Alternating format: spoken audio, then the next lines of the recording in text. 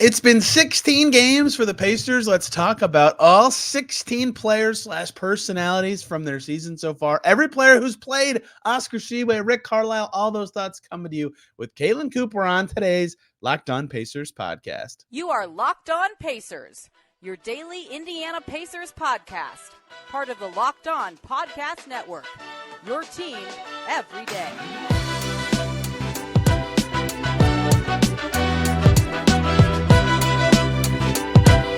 Happy Thursday, everybody, and welcome into another edition of the Locked On Pacers podcast, where we, of course, talk about the Indiana Pacers. As always, my name's Tony East, and I cover the team for Forbes and SI, and today we're talking everybody on the Pacers roster. Yes, you heard that right, everybody on a show I'm calling 16 by 16 by 16. 16 thoughts on 16 Pacers people, aka every player who's played in the game, plus Rick Carlisle, and we're going to do it after 16 games. Caitlin Cooper and I teamed up for that today, and that's a lot of stuff to talk about. So we tried to limit ourselves to 2.5 minutes per player with a stopwatch. And let me tell you, we failed epically at getting to 2.5 minutes per player, but we did our best. You're going to learn something today. You're going to get breakdowns on every player. You're going to get breakdowns on coaching. Fantastic episode. Let's just hop right in with Caitlin Cooper from Basketball She Wrote. 16 players, 16 thoughts after 16 games. That's what we're doing today, talking about every player who's suited up for the Pacers, plus one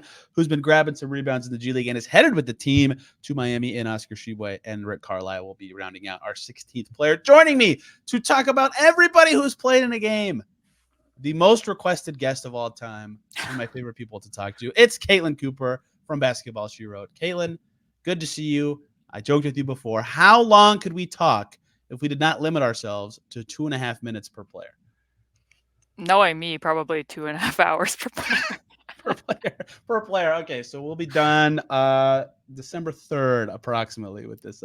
I just did a mailbag that's almost 2 hours long, Tony, answering questions. I'm capable of talking much longer than I should. You lost your intern. What a sad mailbag. Yeah, she needed a break. She's at the end of it. I took her and got her the treat that she earned, finally. That's a good boss right there. We're going to do 2.5 minutes with a timer. For those on YouTube, you can see it. Per player, we've split it up 8 each. Carlisle will round this out into an even 16 because they've played 16 games, and everybody likes round numbers, although I don't know if anybody loves the number 16. Caitlin, would you like to go first, or would you like me to go first? You go ahead. I'll defer to you. Let's start with Jalen Smith. The timer has been started. We're also starting with Jalen Smith, so I can quickly say we found out today at practice that he's not going to Miami. He has a left knee bone bruise and a left heel contusion. Ouch. They're bringing Oscar down to Miami. If they need center depth, perhaps they go there. They'll reevaluate Jalen next week. He could be out even longer. I've wasted 20 seconds, but people need to know this information. Jalen Smith, he's not going to hit threes forever, okay, but the three ball looks better. It's in rhythm now in a way that it wasn't all the time last year. I think it's a more comfortable shot for him. But the thing that has made his season significant to me in terms of his improvement is actually the twos, the shots he's taking inside the arc that he's knocking down. His best ever stretch from two in his career was after being traded to the Pacers in 2021-22. He hit 63% for his career, barely over 60% this year, 72.2% on 2-point shots. His inside the arc finishing, especially at the rim and kind of in the paint, has been way better. I think that some of his mid-rangers will stop dropping eventually, but I think that has been just as big, if not more significant, of improvement for him than the three ball, and a big part of why he's had such a successful start to the season. And yeah, there was a portion of the year where he was leading the entire NBA in effective field goal percentage. I think some of this is his positioning and move to the 5 full-time, and I think that some of it is also the added strength. You can tell a big difference even just as him being like a seal screener and walling people off, and what he's doing around the glass at times with putbacks, and just being able to be a screener, because I do think that his shoot or drive decisions have been cleaner this year. He looks more confident in his shot, which has helped him, but he's also not having to put the ball on the floor as much of a driver. And that, I think, is in part why some of the offense looked a little bit clunky when they were running the double big lineups with Jalen and Isaiah. Those were effective against Detroit. They did not look particularly effective in the little burst of minutes they got in the first half against Portland. I agree. And I just think that this has been a confirmation that Jalen Smith is a 5, and he's been clearly the second best 5 on the roster. So big boon for him, although that does kind of put the Pacers in a tricky position where he is the second best big on the roster with a player option next year, and they've already taken Isaiah Jackson's option, and he's been bumped to the third string role, although maybe this week he plays since Jalen's injured. Yeah, I'm guessing Isaiah is going to be important against Miami, at least, and perhaps beyond that. But Jalen's efficiency improvement has been huge. It's almost like Myles Turner-esque how the confidence has kind of seeped into his quick decision-making. That was a couple of years ago for Turner. At this point, defense has been solid, and you were on it. You thought Jalen Smith made the most sense as the backup 5 for the Pacers. Congrats to you. I give you props before the timer goes off. There we go. Kayla Cooper, you're up. I think we're just going to go ahead and I'm going to hit the big hot button topic on my list and just go right into Benedict Mathurin. All right. I think the way that I would summarize his season so far has been growing pains with some promising inflection points mixed in. I think we can look at what he did at the end of the game against Milwaukee, and if I was the coaching staff, I'd be playing those plays in a loop constantly and being like, we saw this, we know this is what you're capable of doing, while also evaluating and seeing that in a lot of cases, some of those stops came because they were doubling Giannis or they were hanging help in the lane behind him that was allowing him to be a little bit more aggressive in some of those trapping instances. He had good moments in the fourth quarter against Detroit. I thought he was pretty effective at the end of the third quarter, beginning of the fourth quarter against Atlanta when he first slid back to the bench. I know that you and I kind of had a joking conversation when we did the preview about Buddy and Benedict, and we both said, hey, how soon into the season do you think it'll be until we're talking about whether Buddy's going to be in the starting lineup? And at the time I said Black Friday. And it was a few days before that Ben has now moved back to the bench. We'll see how that goes. I didn't expect that change was going to happen. And I think in the long term, Ben you have to be able to get out of the season and be able to say that he is a critical piece of this core. And as it stands right now, I don't think that you can necessarily definitively say that because the shot still hasn't come around. He's seeing more help on drives this season. He's seeing shorter closeouts this season by a percentage wise on second spectrum. And that's led to quite a few growing pains for him as far as what his finishing is around the rim and how many free throws he's drawing. He is trying to pass out more, but he's not always making the right play. And everything for Ben always is going to go back to processing. It's processing on defense. It's processing on offense and where the right play that he needs to make at the right time is.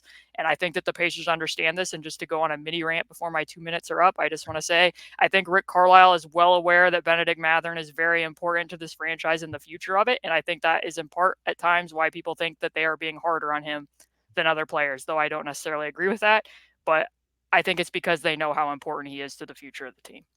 He has games where you see there was great passing in a certain game and then great defensive moments in another game. And in Milwaukee, I think specifically, he put all of it together. That hasn't happened all the time. It's kind of all of his skills have really toggled between lots of stuff. And I think that's part of why the Pacers are like, okay, we need to see this all the time from you every game to be the player you want to be. He still does the thing. We're going to go over a little bit on him. That's okay. Where he catches, he likes to turn and assess the situation before to process what the situation is. And if he could do that before the catch or earlier in a possession, that would go such a long way for him, but that hasn't been there for him yet. And so he has to catch, stop, and turn and figure out what his matchup is and all that. And that really slows things down and is not really the way the Pacers want to play. And that's kind of made things awkward, to me at least, when he isn't at his best this season. Yeah, I mean, I think that the hope has to be because in that game against Detroit, exactly what you're saying showed up. And in part, it was Jalen and Isaiah were playing at the same time at portions of that game, but they're playing out a flow game. Ben has the ball.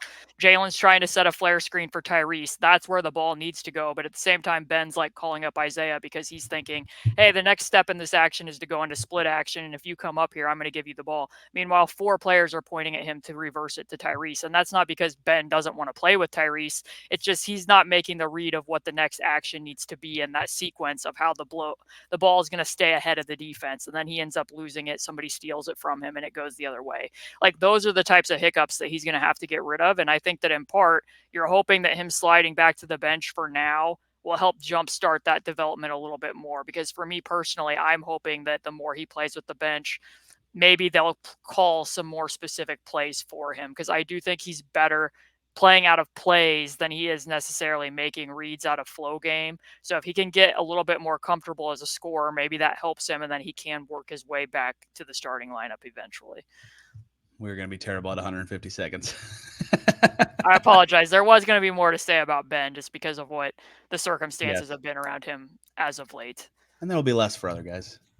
Daniel Tice is on this list because he is, in fact, somebody who suited up for the Pacers this season. I have to do it. And it'll be more about contract stuff. I'm up. The timer has started. I will let this one run to the end. Let's do Jarace Walker, another hot button guy. early in the season. I've kind of had a lot of conversations about him recently. Why isn't he playing? Should he be playing? What's the deal here? Okay, well, first of all, he's not just going to come in and fix the defense. Rookies suck on defense. That is not a shot at Jarace Walker. Every rookie is bad. Like Walker Kessler and Anthony Davis, like there's a few rare exceptions, but like most of the time, rookies are not good defensive players. And Jarace has a lot to learn. It's way different than the way they defended at Houston. It's way more spread out. It's way faster. That's not a shot at him. He just has to be better before the Pacers can comfortably turn to him as a defensive piece. And then people say, well, you've got a plan to develop him. And I agree with that, but you can't just throw a guy in there right now when they're trying to win, clearly, given a lot of the decisions they've made. And they've said everybody's got to earn their minutes. That all falls apart if one guy who doesn't earn the minutes starts playing all of a sudden. So I think it makes sense why he's not playing. I think he's done well with his on-ball reps in the G League, even though that it's not necessarily the role he's going to have in the NBA. At least he's showing that off the dribble he is more comfortable as a scorer and passer. He's had some nice in-the-paint passes in the NBA, and I think at some point, if their goals change or if there's injuries he needs to play, you got to develop him if you can. But right now, I think it makes sense why he isn't playing because the defense isn't there. There's just a lot of nuance to his minutes going forward. Yeah, and I think that I would also tack on there and say that there's other ways to develop in the NBA besides just NBA minutes. That can come at practice, that can come at film sessions, that can come in the G League, that can come from 3-on-3 sessions after practice. Jarace is coming from a scheme at Houston that was very aggressive. They were jumping out and hedging and trapping ball screens. That asked him to be very proactive as the low man. This scheme, the low man, they are a lot less overzealous with. You have to be able to make reads there. And there are times like when he's gotten minutes, whether that's in garbage time against Boston, whether that's in garbage time against Orlando, where he's made a lot of mistakes. Did he make exclusively mistakes? No, but the fact that he's making that many in a fourth quarter against garbage time lineups is a really strong indicator that he's not ready to make the defense, quote unquote, better right now. You're hopeful that he's going to get there. He's only 20 years old. He's got to adjust to what a different scheme is. Like, I just urge everyone to be patient with Jarace Walker. I will say that I'll be a little bit critical that I understand that the situation with the Mad Ants isn't necessarily ideal because Elfrid Payton isn't playing and because Isaiah Wong just really has trouble setting the table for other people. But I don't really understand the prevalence of Jarace Walker playing point guard at the Mad Ants because I do not think that's going to be his role with the Indiana Pacers. But I don't think that's necessarily ideal, although I understand it from their perspective given who's available. Yes, we'll see if that changes because I expect potentially some more assignments if the Pacers remain mostly healthy, although we'll see if this Jalen Smith injury changes anything they have to do in the front court. Hey, y'all, quick break so I can talk to you about the Gametime app. You shouldn't have to worry when you're buying tickets to your next big event. It should be easy and fast to get those tickets to whatever you're going to, and with killer last-minute deals, all in prices, viewed from your seat, and their best price guarantee. Gametime takes all the guesswork out of buying tickets, and I should know. I used it. Went to New York, wanted to see the New York Liberty play when they were hosting the Dallas Wings, hopped on the Gametime app. Boom, it was perfect. I could see exactly what my view is going to be from my seat. I knew I was getting the best deal because of Gametime's guarantee, meaning I'll always get the best price. If you find tickets in the same section or for less, Gametime will credit you 110% of the tickets. I bought them the day before very easily. They've got flash deals and sponsored deals. It is everything you could want. And of course, the price I saw is the price I paid. It was the perfect experience and I had a great time at the game. So you should also use the Gametime app to take the guesswork out of buying tickets. Download the Gametime app, create an account, use the code LOCKEDONNBA. You'll get $20 off your first purchase, but terms apply. Again, create an account, redeem the code LOCKEDONNBA for $20 off. Download Gametime today. Last minute tickets, lowest price, guaranteed. We're bad at 2.5 minutes. You are up, Caitlin. I'm going to be able to get this one in 2.5 minutes. I'm feeling strongly about it. So Ben Sheppard, other rookie from this year. The one main thing that I want to talk about him right off the bat is that he is in a lineup that has played the 6th most minutes this year for the Pacers, and that lineup is McConnell. The McConnell, Nwora, Ijax, Jarace Walker, and Ben Sheppard is the 6th most used lineup this year because they've played 2 times in garbage time and because there's been like full quarters. There's been so little lineup consistency. They've only played 26 minutes, Tony, and that's the 6th most used lineup. Wow. Yeah, because there's just been they've not settled on a rotation. And I'm to the point where, not to go away from Ben Sheppard as the player, but I'm to the point where I understand that they want to give people minutes based on earning the minutes and that sometimes matchups are going to dictate certain lineups or things changing, like what happened against Atlanta, makes sense to play Isaiah Jackson at the 5 for the ground coverage purposes and what's going on with trapping. But the fact that that's the 6th most used lineup to this point in the season, I don't think that's necessarily ideal, and I don't think that there's been a lot of gelling going on with certain groups. So other than that, I would say that when Ben's been thrown out there, I think that we're going to get to a place with him where we're going to wish that he made like one more 3 per game. Like 1 or 2 more 3s per game is a lot of times what you feel with him.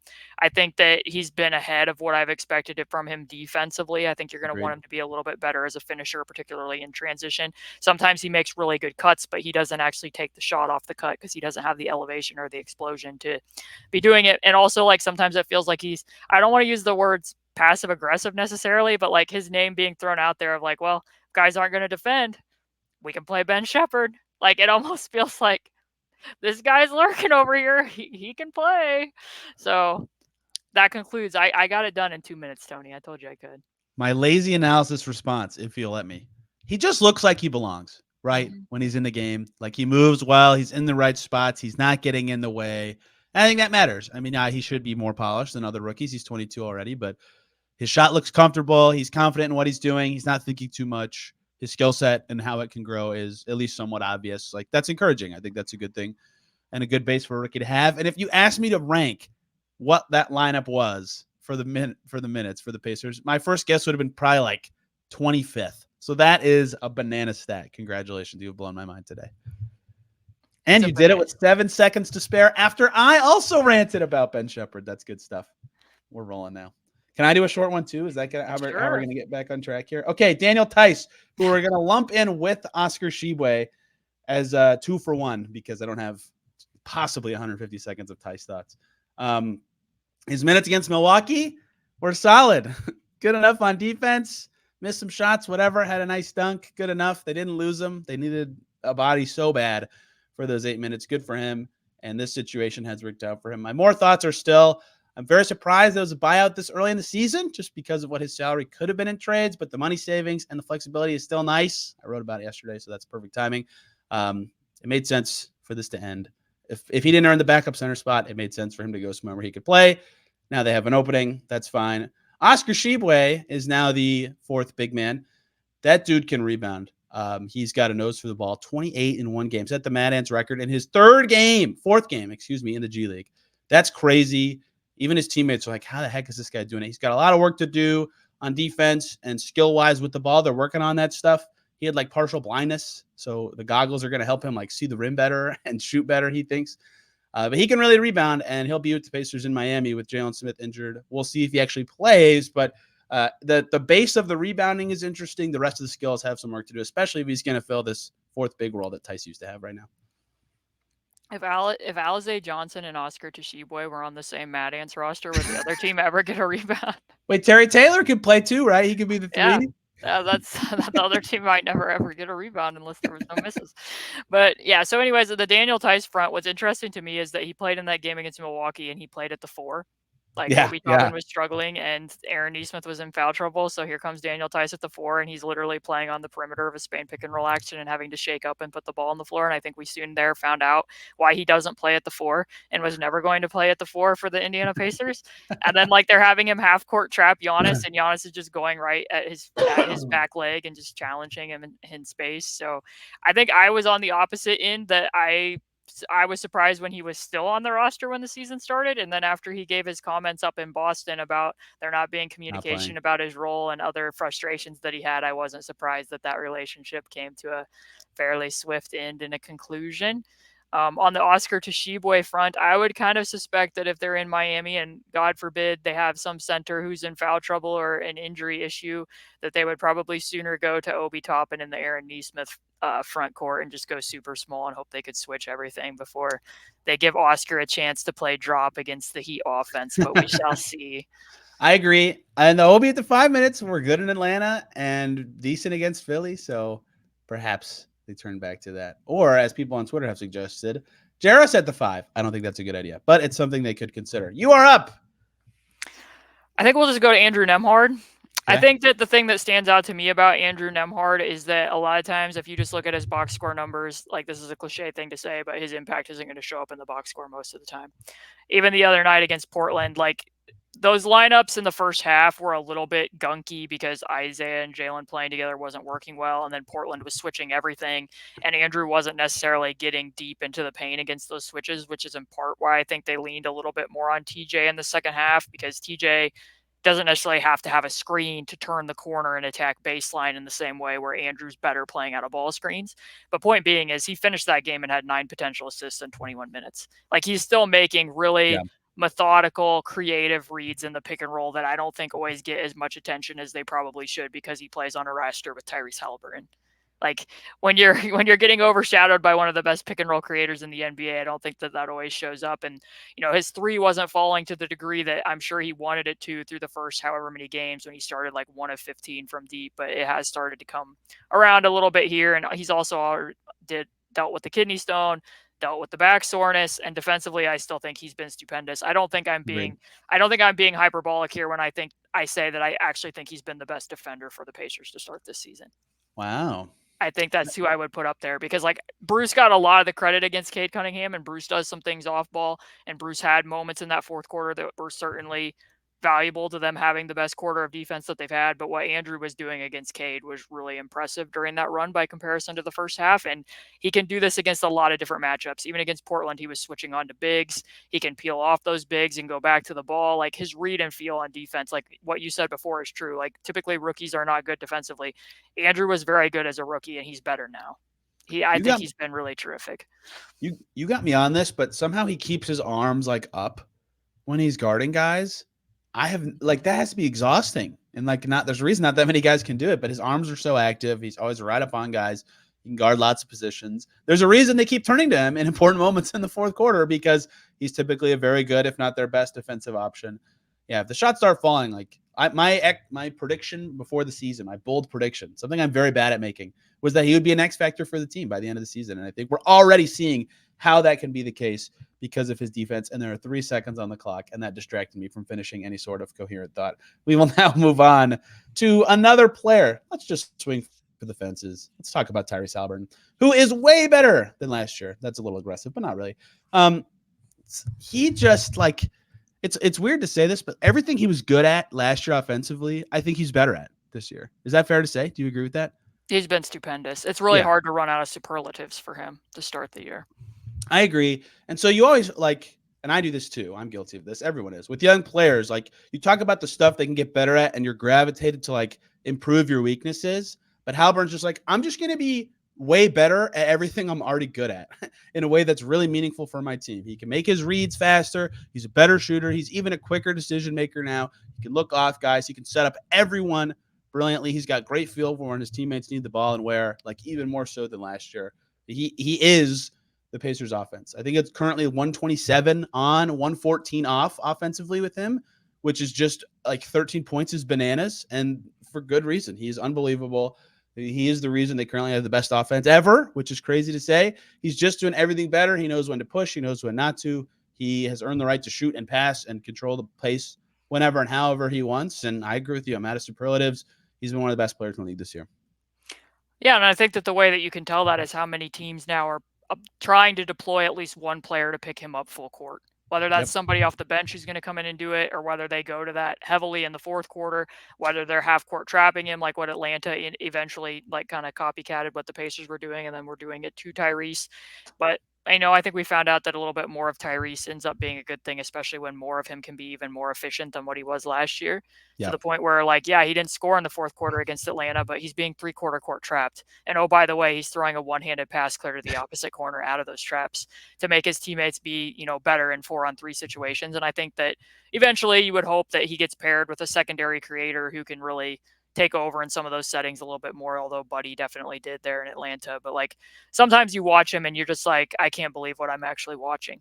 That they can, in backcourts when he and Buddy are both out there, watching the Toronto Raptors, watching OG Anunoby trying to wrangle and keep track of Tyrese when he's pulling from 30 feet. And then it's oh, well, if you take a step toward me, then I'm just going to throw it to Buddy and he's going to pull from 30 feet. The amount of spacing that the Pacers have to work with when both of them out there is really an embarrassment of riches at times that other teams just do not have the benefit of operating with. So yeah, it's tough to say too many good things about Tyrese. Looking forward to the one-handed passes are cool now shirt after that insane dart against the Hawks. Yeah, like part of my concept theory for him being better this year, I'm going a little over on time here, was like he is the offense sometimes. 67.3% true shooting on the, let's see, this year, 23.7% of his twos are assisted and 38.6% of his threes. That's insane that he has that efficiency on shots he creates basically for himself every time. It's just unbelievable. There's no good way to guard him, which is why I feel like what you said, so many teams try to take him out of his pace by picking up full court and trying to make the Pacers offense start a little slower or be a little less random. But it doesn't really work because he is, as Rick Carlisle has said many times to us, a basketball genius. Caitlin, you're up. I just want to add on and say that man had a fake handoff that he used and immediately went into a three-pointer. I tried to query that on two different stat sites, and I couldn't find somebody this year that had used a fake handoff that led directly to a three. That was just absurd stuff. I mean, defensively, he still needs to improve, but offensively, he's been on a completely different level. Hey, everybody. I have to quickly talk to you about the wonderful people over at FanDuel. The weather's getting colder. Indy is chilly, and the NFL offers stay hot on FanDuel as we get rolling right now. New customers can get $150. That's a lot in bonus bets with any winning $5 moneyline bet. How about that? That is $150 if your team wins. That's a great deal. If you've been thinking about joining FanDuel, there's no better time to get on the action than right now when you can win $150 by winning that $5 moneyline bet, and their app is fantastic. It's super easy to use. They have a wide range of betting options on there, including your favorites, the over-unders, the player props, the spreads, and more. You name it, FanDuel's got it. So how about you visit FanDuel.com/lockedon to get that offer and kick off the NFL season. Plus, the NBA is rolling. The NHL is off and going. And you can win $150 if your team wins that $5 moneyline bet on FanDuel, an official partner of the NFL. Dude, I think I'll just go to Isaiah Jackson. How about that? I think the last few games have been probably the best stretch of Isaiah Jackson's career, not necessarily from a box score perspective. That certainly would have been as a rookie when he was playing against like the Clippers and teams I don't think were fully aware of what his vertical pop was and that they were going to need to pull off in pick and roll situations to really try to tag him. And then once they adjusted, that wasn't quite the same. But I strongly don't think they probably win that game against the Atlanta Hawks unless the coaching staff makes the decision to pivot to Isaiah in that situation. Myles was having quite a few problems in the pick and roll in the first half in that game. Like they tried to play him at a lot of different levels against Trae Young and DeJounte Murray. He was too deep against DeJounte Murray. They were trying to have him hedge, and Trae was still turning the corner and getting around the edge of Myles's hedge in the first half, and then to the point where when they needed to go to the trapping because the defense was so bad, there's not another big on the roster was going to handle that as well as what Isaiah did, and a lot of the plays that he was making very quickly in rotation, I think were better. It's not always perfect with him. There was like back-to-back plays against Portland the other night where like he had this terrific play where he stopped Scoot on a switch, and then Scoot, I think, shot it or somebody did, and then off the offensive rebound, he just stood there and watched as Scoot got the rebound and launched again and like didn't recognize that was his assignment. So it can still be a little bit touch and go with him defensively, but I do think that this has been a stronger stretch overall for him.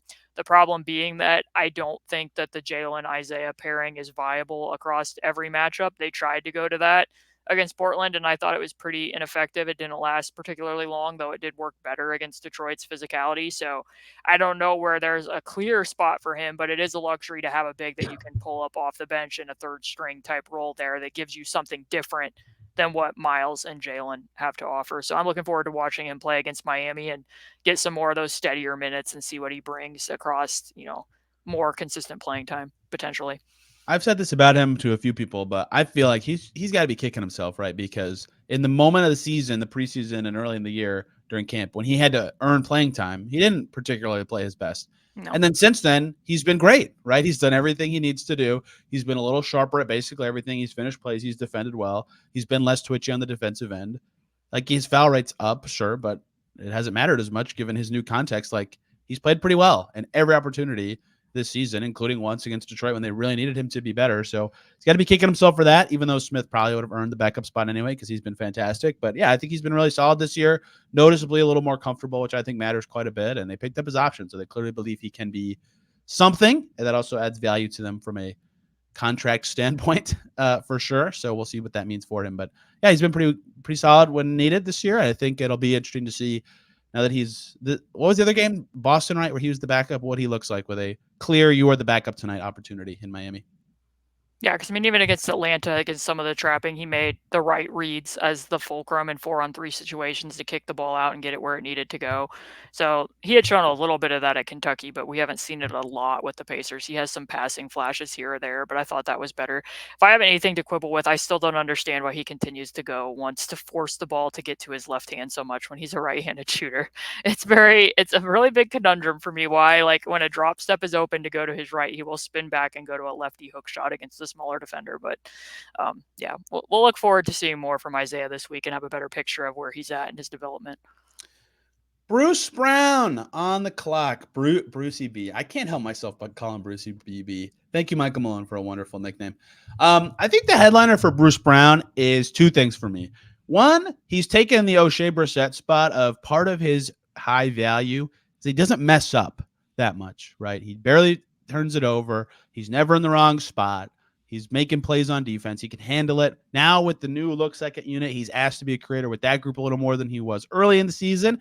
I talked to him about that a little bit at practice earlier today, right? That malleability has been important for the Pacers. Rick can kind of put him in any situation and know that he's not going to mess up a lot, and he can wear a number of hats and fill any number of roles and be valuable to the team. I think you're seeing the limits of a 6'4" guy being your tier 1 defender that you're trying to put on every team's top matchup against shorter guys like Trae Young. It's been okay at times against much bigger guys. It's been less successful, and they've needed to make adjustments or go more to Aaron Nesmith in those games. But I think he's done well in that he doesn't mess up that much. He's just a little overpowered at times with how much they ask him to do, I feel like, on the defensive end.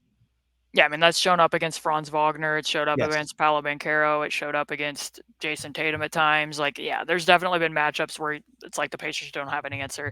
And now you can point out and say, like, against Pascal Siakam, it was curious to me because they are not a team that typically doubles the post, but Pascal's been more effective in the post this year on a points per chance setting than the half court offense for the Raptors. So to start that game, they're like, we're going to double the post.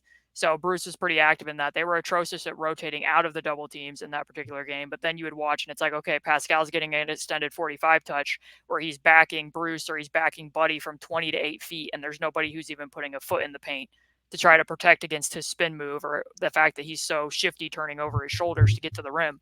So in those types of settings, I'm to the point where I'm starting to think like you don't really have a choice here. You don't have a bigger defender that you can throw at those types of matchups. You need to be more active doubling, and that's why that game was so curious, because a lot of the time against Toronto, it wasn't even necessarily the scheme, but they had guys breaking from the scheme.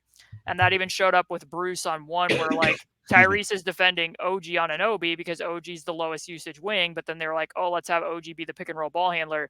And Bruce is like getting ready to next OG on an Obi in the pick and roll, which the Pacers have gotten rid of most nexting and peel switching this year. That's something he probably would have done a lot with Denver. And then it's like creating domino effects because it's like, oh, Tyrese doesn't know that you're doing that. Obi now thinks you need to switch, and now Dennis Schroeder's cutting the stunt. And it's like it's creating defensive issues. So there's times where like people were breaking from scheme in that particular game where I thought it was harmful from what they're doing. But to your point about him just giving up size, like I don't necessarily think that like he's playing poor defense against Franz Wagner. There's just literally nothing that he can do to stay in front of that guy's Euro step and a finishing move. Yeah. So it might have to come from a place of like, yeah, we need to double more. Just like the Jeremy Grant thing was a little bit overdue. Like after he's walked this many people into the post, which obviously they did want to double eventually because Ben got chastised very heavily for not going and sending that double team so that they could rotate from the nearest passer. But that was the only reason I think that was as emphasized as it was, is because Tyrese was the person on the switch. But I'm not trying to blast Bruce Brown for being 6'4". Yeah, exactly. Like I think for the most part, they've gotten from Bruce what they expected and needed from Bruce. Overall, is the way that I would look at it. Man, people think I'm trying to be subtle and like give you hints by coughing. I'm not good at being subtle. I'm just having a coughing fit right now. Yeah, it's pretty wild. Like if you go to his basketball reference page, every section per game, per 36, advanced, whatever, a lot of his numbers are like exactly what they've been for like so much of his career, right? It's like this is what he is. They've just needed what he can do a lot, and he doesn't mess up, which is valuable. You are up. I think we'll just head over to Aaron Nesmith. Aaron's been one of the bright spots, I think, so far for the season. Obviously, he's doing a little bit less in terms of having all of his field goals have to be assisted. I think he was number one on the team amongst non-centers last year, and the percentage of his field goals that were assisted, and that's ticked down a little bit this year. He's shot better on twos than ever. His effective field goal percentage is higher than ever. He's shooting like 44% on catch and shoot threes, which is insane. I don't think that will necessarily continue at that mark, but he is shooting the ball better. He's had quite a bit of speed attacking closeouts from the corners in addition to hitting corner threes, which has been helpful for the Pacers at times. And I think that even late in that game against Atlanta, obviously Buddy got a lot of the coverage because he went 5 of 5 in clutch time, but Aaron had that really strong move against Sadiq Bey out of the corner where he used a crossover and had a little bit of change of speed and had to power himself to the rim. That wasn't him being spoon fed. And I think that's some of the strides that he's made. And I think my overall tagline on Aaron is that he should be starting right now. I understand some of the rationale behind why he isn't, but even if you look back at that game against Portland to begin with, Malcolm Brogdon guarding Myles Turner was very problematic to the offense. I know that Rick pointed out all their length, and yes, it's hard to pass around Matisse Thybulle. It's hard to pass around Jeremy Grant. The Portland Trailblazers generate a lot of deflections. It was taking them out of their offense because Malcolm Brogdon was defending Myles Turner and that they could hide Ayton on Obi Toppin. When Nesmith and Myles were out there, Malcolm Brogdon was not defending Myles Turner. That's not what the matchups were shaking out to be. And I suspect that if they play, which they will play, the Boston Celtics here in the quarterfinals, it's going to be really tempting for the Boston Celtics to watch that film and be like, hey, let's put Jrue Holiday on Myles Turner and do exactly what the Portland Trail Blazers just did and hide our guy on Obi. And sometimes that's been okay. I know this is about Aaron, not about Obi, but in the game against Toronto, the Raptors did that too. They put Jakob Poeltl onto Obi Toppin, and Obi Toppin rolled and had more points out of the roll than he has all year. But that in part is because Jakob was really struggling with that matchup and how far he was having to come out against Tyrese. But point being is, I think that them starting Aaron in the clinching game against the Hawks was very telling. And the fact that Rick said that he talked to management about it ahead of time was also very telling, in that they knew if we have to win just one game, the best lineup that we can put out there is Tyrese, Buddy, Bruce, Aaron, and Myles Turner. I say we make this a yearly thing. Aaron Nesmith doesn't start to open the season, but slowly wiggles his way in by proving it with slightly improved play and a bunch of skills, and proves that he is the best starter at a certain position. Yeah, you nailed the thing that's separating him offensively, at least from last year's Aaron Nesmith, is he can really read when he needs to attack the rim now in a way that he couldn't last year. And that's really significant. He's driving way more, and they're very productive drives. He's really fast and speed. We talked about him being the least athletic, fast player ever, basically, during our preview of him. And that is really showing up now that he's twitchy from the perimeter and attacking the rim really hard. And his turnover rate has been halved. So when he catches the ball, he's making really productive plays. And of course, making shots. True shooting at 65%. Do I think it stays that high? Probably not. But if he can be one of their best defensive options and be making his threes and attack the rim, that's a really good player. And I think one that they will be happy that they got for $33 million over the next 3 years. It's a good contract for them. Yeah, I think some of it too is just him reading the closeouts better and knowing I need to attack the top foot. I'm more willing to rip it and go left to the baseline than I maybe would have been last year. And so, and I also think it's kind of interesting too when we look back at what he told you guys at Media Day when he said that I know going into this year that I was going to be playing the 3 more. So I worked on my blur screens. I worked on being able to do more above the break. And as it turns out, he's played the 4 a lot. So I think that kind of speaks to again, Jarace did have a fair chance because Aaron went into the season assuming he was going to be playing the 3. He didn't go into it assuming he was going to be playing the 4. So, and just being able to throw him out there in lineups where, a lot of bigs get into foul trouble, and it almost was a blessing for the Pacers and a curse for the Sixers that many bigs did get into foul trouble, because if you watch Joel Embiid, I actually think a lot of teams are better off when they can throw a smaller defender at him, and it makes him have to think. And, Nick Nurse's offense has really opened up this year with him being able to do some wheeling up above the break, and that's a lot harder to do when Aaron Nesmith's guarding you or Jrue Holiday's guarding you. It forces you to go into the post, and then Aaron was really fighting tooth and nail to be fronting in a lot of those situations. So just having him be out there so you can have him cross match onto 5s and switch ball screens, or my guess, in part of the reason they started him against Atlanta wasn't just the spacing that he and Buddy provide, but also because of how many point guard power forward screens the Hawks run and how often they slip those screens. Aaron was going to be able to cover that better than Obi Toppin, even though we know what the defense was in that game. In theory, that was going to work better for them. So Aaron's definitely been one of the bright spots to start the year.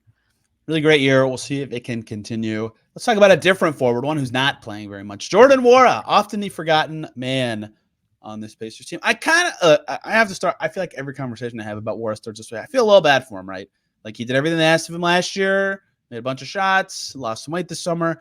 but there was just no real path to minutes for him, right? Like this was going to be his role this year after the offseason moves they made. That's just how it is. And they made the smart moves, right? I'm not going to kill the Pacers for the things they did in the front court, especially with the opportunities they had to add talent for very little cost or in free agency.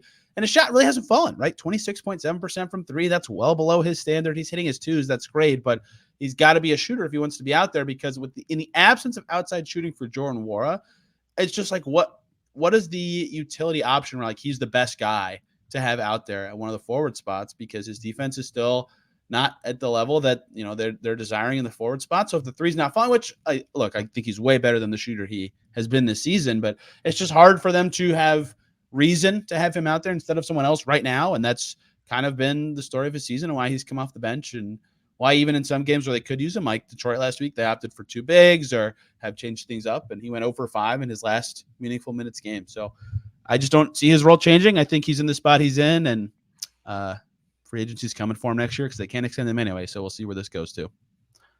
Yeah, and I think that's what you and I talked about in the preview pod. I think I asked, and I was like, under what scenario would you play Jordan Nwora at the 4? And it's like, if you want to play small, you would just play Aaron Nesmith. Right. If somebody else is injured, you would probably give those minutes to Ben Sheppard, wouldn't you?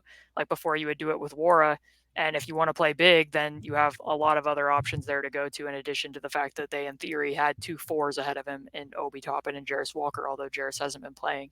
I think part of it for Jordan Nwora is I felt like after he came over from the trade last year, maybe it was because he was going to have an easier path to minutes in a role, he was able to do and just play more in terms of not always looking for his own shot. I feel like he's lost his filter a little bit as a shooter, where he's taken some shots where it's like, okay, they didn't need you to take that with 15 seconds left on the shot clock, a self-created attempt. He looked okay in the minutes of garbage time against Orlando, and he put up points, but in part that's because I think Joe Ingles was just over that game. Like if you watch it back, like he just didn't have like anything left to give there in the fourth quarter. But yeah, I mean, I think Jordan Nwora is capable of being a rotation player under the right setting, but I don't see it happening here. Yeah, and I think some of his, excuse me, we're about to hear some noises. Some of his forcing is like a natural reaction, I think, emotionally to like, I got to prove that I can play if I'm outside the rotation when I get these chances, right? So he might be playing a little differently or less in the flow of the offense, and I can't fault him for that. Again, I don't think he did anything wrong last year to be in the situation he's in, but I can't fault the Pacers for doing what they did either. And I don't think, like, unless he was making like half his threes on a crazy volume, like there's just no reason for him to be the forward they choose. 3 more for you, 2 more for me. Caitlin, who's next? Let's just head over to Myles Turner, shall we? Shall. Myles, like I just pointed out, defensively, there was a reason why the Pacers needed to go to Isaiah Jackson in the fourth quarter, and that's not all on Myles, but some of it is. And I think evaluating him against himself, I've said this on a couple other podcasts, I don't think he's defended quite to his own individual level to start the season. He was fantastic in the fourth quarter against Detroit. Thought he had a terrific fourth quarter in the in-season tournament game against the Sixers, obviously both offensively and defensively in those 2 games. But their 2 versus 2 pick and roll scheme, when you're looking at some of these instances, like, yeah, obviously they made a change from the first game against Philly to the second game against Philly in terms of how much help they were willing to show. And I think that was a smart adjustment because the Sixers do not have quick trigger shooters. So it's worth it to chance that you can still be able to get out to them. But at the same time, this isn't all just on the on-ball defenders. Like, yes, did he get help in the game against Detroit by the fact that Tyrese and Buddy were having a lot of defensive issues against the pistol action that Cade and Jaden were running in the first half, versus now Andrew Nembhard's getting over the top of literally like every screen in that fourth quarter? For sure. And like that makes Myles Turner's job much easier. But I also think that some of this at this point is a little bit on him as well, where you'll see possessions where he's like turning his back to the ball and pick and roll, or like Trae Young's getting around the edge, or like different places that they're trying to play him. I don't think it's been quite what we've seen in the past in terms of him being able to swallow up pick and roll actions. And I think if they had their way with it, they would probably like to do a little bit more what they did last year, which is to use him as a weak side roamer. It's just a lot harder to do that in lineups with Obi Toppin unless Aaron Nesmith is out there to have that type of versatility in terms of what he can do. That being said, offensively, he and Tyrese are number 3 in terms of pick and roll combinations in the NBA in terms of points per chance, 1.221 points per chance. Wow. So when you're seeing teams like what Portland just did, when I referenced that about them putting Brogdon on Myles, there's reason to do that because then you can automatically switch those pick and roll actions. It takes them out of what they want to do because that's been such a strong combination for the Pacers to start the year. So I won't be surprised if, like what we saw on the road trip last year when a lot of teams started cross-matching Jalen Smith, if we don't see more of that depending upon what lineups they go with. I would like to give Myles Turner some credit on the glass, if I may, for a second. Oh, yeah. Too. He's got more oomph this year. This is his first season over 10 rebounds per 36. That doesn't seem like a high bar to clear. I understand if fans are like, why are you giving him credit for that? He's a center. But given his entire career, yeah, he's taken a step forward there, especially in the offensive glass, which I think is meaningful. But I agree. The defense is certainly different and worse. And it feels like less attentive almost, for lack of a better term. Like, I know he's a very important anchor, and he's not like losing sight of what is happening. It's like he always, when he's asked about it, he always says communication is something they can improve on defense. Maybe that's where I feel like it is just not on the same page with the action or what's going on right in front of him in ways that he has before. They can't go back to the drop stuff they used to do with him when he was swallowing up 3 shots a game, but maybe that's what it is for me. But he does deserve credit for the rebounding stuff, and I think you nailed it on both ends there, unless you have anything else to add. Yeah, I mean, I'd just point out that in that fourth quarter against Detroit, he scored more points off putbacks in just that quarter than he had in any game this year. Right. Like, he definitely, like he had pointed out to you guys, had said, like, I didn't have any rebounds at halftime, and I took that personally, and I knew that I needed to come out and be better, and he did it. So that was a really good showing for him. All right, let's go to Mr. McConnell, the oldest player on the team, which is so wild to say because that means I'm almost as old as the oldest guy on the Pacers. I get the decision they made to not play him. I think it's the right decision for the direction they are headed. I think it's very interesting to think about what TJ McConnell's role says about the Pacers. Both, one, that he doesn't play normally and what that means for the direction they've chosen because he still is effective when he does play. And two, the fact that a lot of his appearances are, yo, guys, where's the energy? I got to play this guy now, right? And he's great in those moments. He spearheaded a comeback against Portland on Monday. I actually thought they might turn to him again in the fourth quarter because of what he did in the third to get them back in the lead. And like lighting a fire under his teammates, stuff that they have acknowledged that should not have to be the case. In Cleveland, on their first road game of the season, they turned to him for similar reasons, right? They have to turn to him for energy a lot. And so I think that he's not playing normally and the reasons he does play when they're fully healthy are both telling about the Pacers' direction and their lack of energy a lot this season. And I think that's very interesting because he has played well in his minutes, even though he probably should not be playing, to me. Yeah, I mean, I think some of it in the third quarter against Portland was what I said, that you could tell in the first half that some of the Portland switch everything. Andrew wasn't getting deep position into the paint and necessarily putting the defense into rotation, although he did have quite a few potential assists. Like, he's better playing out of ball screens, and that's harder to do against a switching defense. So TJ, you can just run, like a basic touch screen or basic pistol stuff, and he's going to turn the corner and at least get 2 feet in the paint. So I'm guessing some of that was a consideration. And like you said, he was really going at Malcolm Brogdon. Like, he was picking him up full court. The problem is that once Malcolm got past that point and then they were switching, it's like, oh, now TJ's on Jeremy Grant. Jeremy Grant's just walking him into the post and shooting right over the top. And some of that was a problem against Jason Tatum too, right? There was like 3 possessions in that game against Boston where Jason's like, hey, come bring me TJ because I'm just going to shoot over the top of him in the post. So I kind of think that similar to Myles, I don't think that TJ has necessarily defended at his same level either, although I do agree and I understand why Rick pointed that out, that like, hey, TJ had a really strong energetic stretch for us, although like TJ was kind of at his most TJ and that he also had like 3 turnovers during that stretch and was like pressing at times as well. But like, it's just been a little bit confusing for me because you go into the season and you make the decision because you're looking at the future of the franchise and wanting Andrew to play primarily at backup point guard. And then within a game, you're talking about like Tyrese had the stomach issue. And they say that they talked as a coaching staff ahead of that game and were like, let's look for opportunities to play him. It had been a game. And like they had said it was about that matchup against the Wizards, but like they've still been looking for opportunities to play him.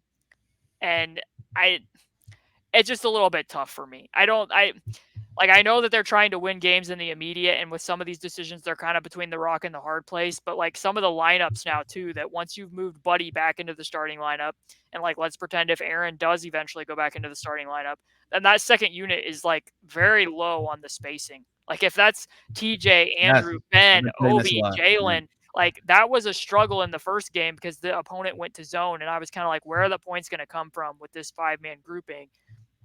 Which maybe that's part of the consideration for why Aaron didn't stay in the starting lineup after that game against Atlanta or didn't, go back into it once he was healthy again. But like, I don't know. It's just a little bit hard for me to figure, and I'm not sure if that's the best long-term decision to be continuing to find pockets of space to use him as like a motivator or whatever the rationale always is for that decision. But in Atlanta, you could tell about the shooting too, because in the first half, their fifth guy with their bench was Bruce Brown, and they said, "No, we need Buddy with this group. Like we need shooting and spacing." So they turned to that to end the third quarter, and that group did a little bit better, and it was harder for the Hawks to go zone.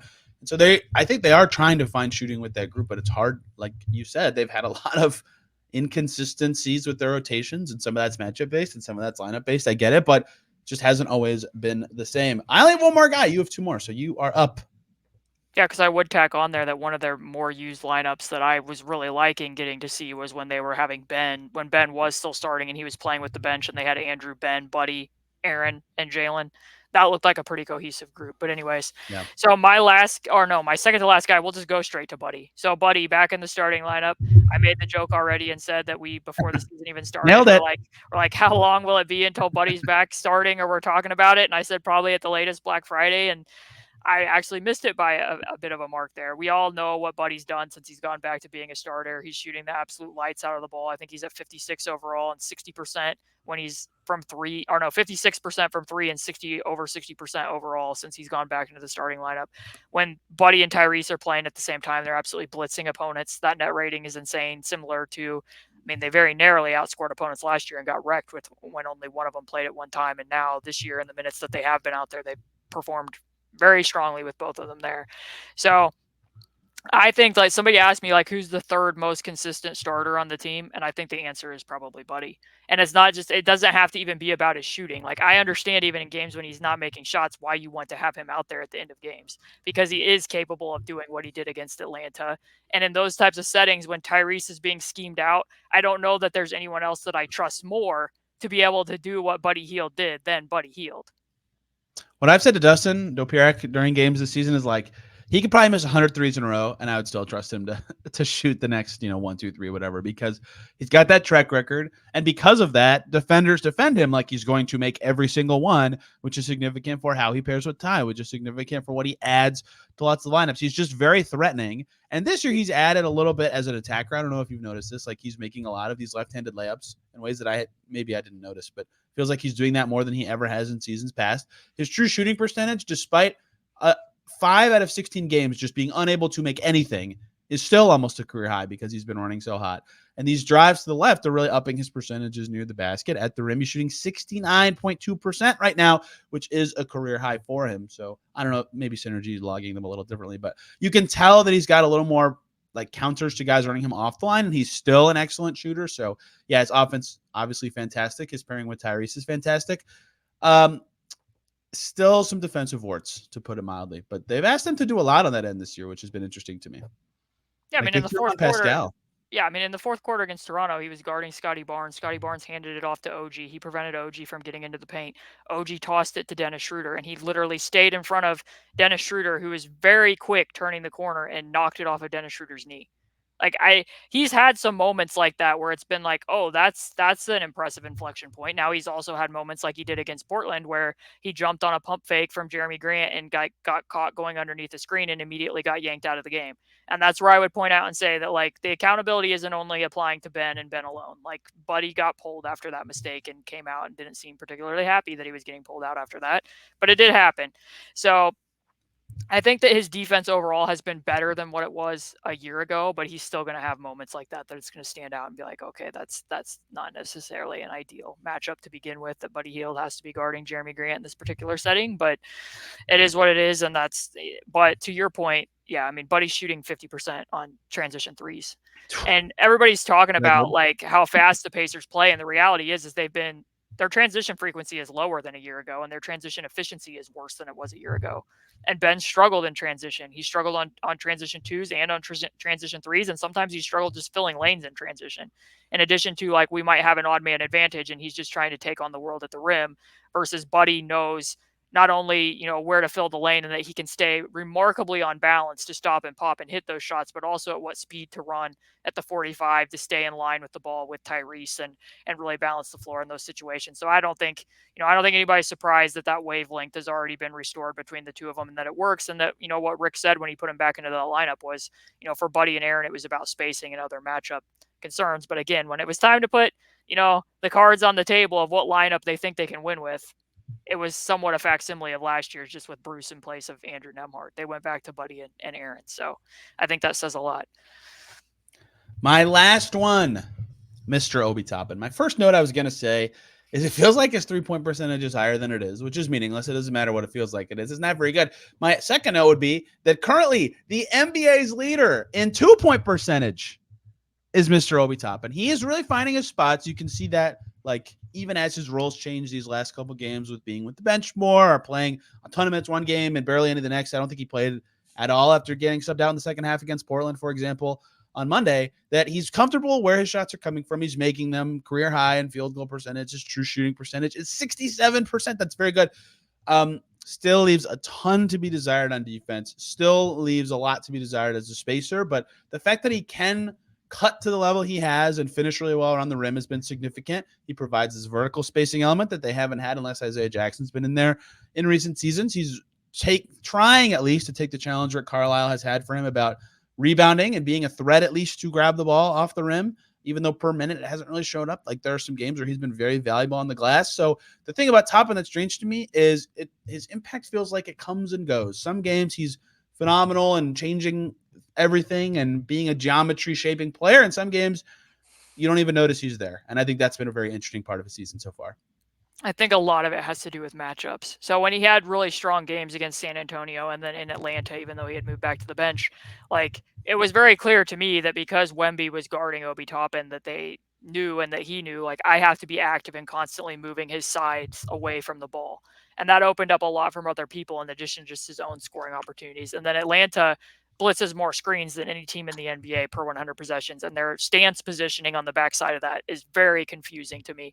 They cannot see where flare screens or where cutters are coming from, which is why when I made my little video, I'm like, there's potential for this to be a really strong Obi Toppin game because he stays so active and crashing for those lobs from the backside that the Hawks defenders were not going to see him in those types of settings, especially once it was 4-on-3 out of a lot of those trapping situations in the second half. So I think sometimes it's just matchup wise.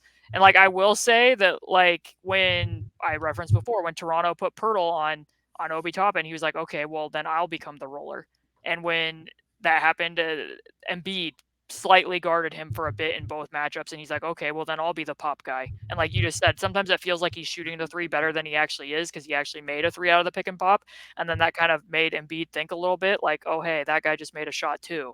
Now I might need to come out a little further than what I would have needed to otherwise. But, like, then the opposite was the case against Portland. Like, it was detrimental that Malcolm Brogdon was guarding Myles Turner. Yeah. And it was detrimental that DeAndre Ayton was standing that far in the paint and not guarding Obi Toppin.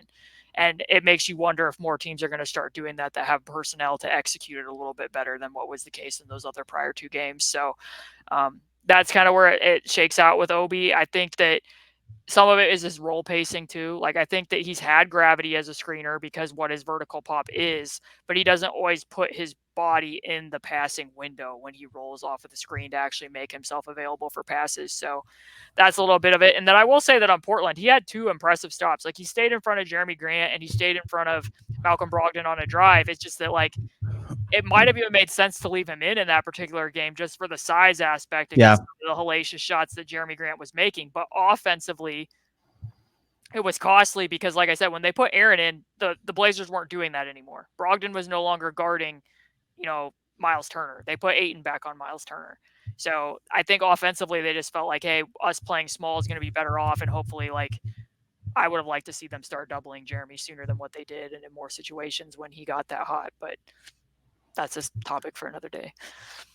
It is 16 games, 16 thoughts on 16 people. We've only done 15 players, Caitlin. Who does that leave you with? Oh, that leaves me with the hot button topic. I'm sure that will leave lots of thoughts in your comment section after this is over. So we'll talk about Rick Carlisle and the coaching staff to start the year.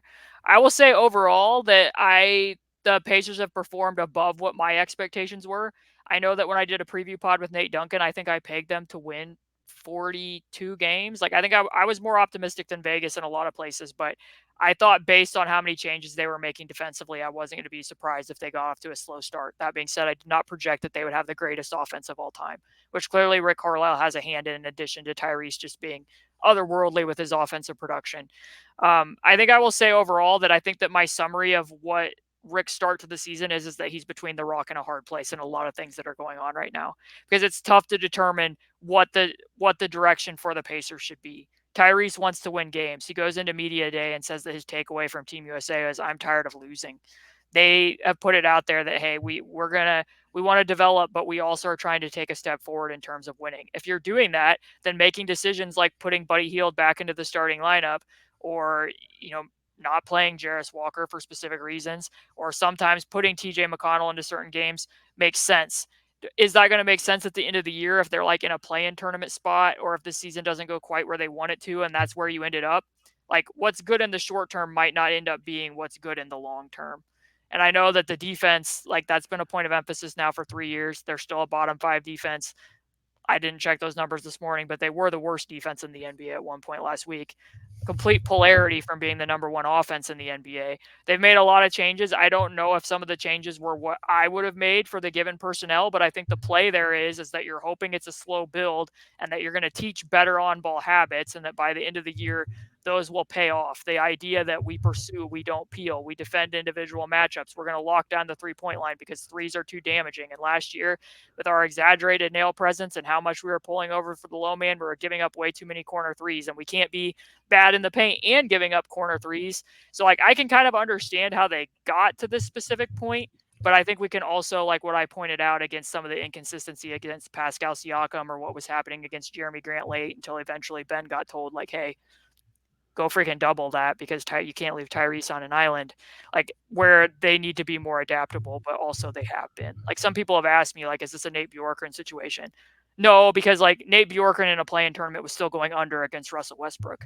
This coaching staff has made adjustments from opponent to opponent. They've attempted to.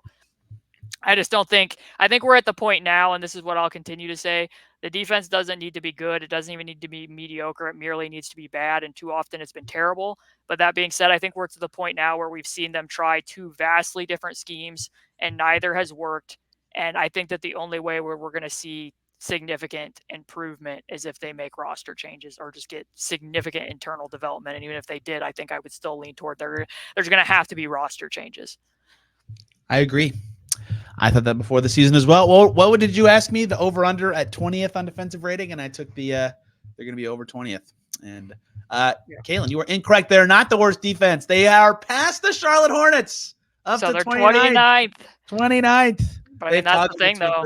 29th giving up more points in the paint than any team in the NBA while holding opponents to the fewest three-point attempts, and also just fouling nonstop. Their foul rate is so high because they're trying to scratch and claw to stay in front of people, and that works with some lineups better than others. So I know their pace is a big factor here, but they're 5 more shots per game inside 5 feet than any other team is a jarring number to see written out. And I get that they're trying to coax that somewhat by preventing threes, but in the 5 games that they've allowed the fewest threes, they've lost 4 of them. Maybe there is something to that with teams attacking them at the rim. Caitlin, I'm not very good at math, but 2.5 times 16 is not as long as we've been talking. We are not succinct people.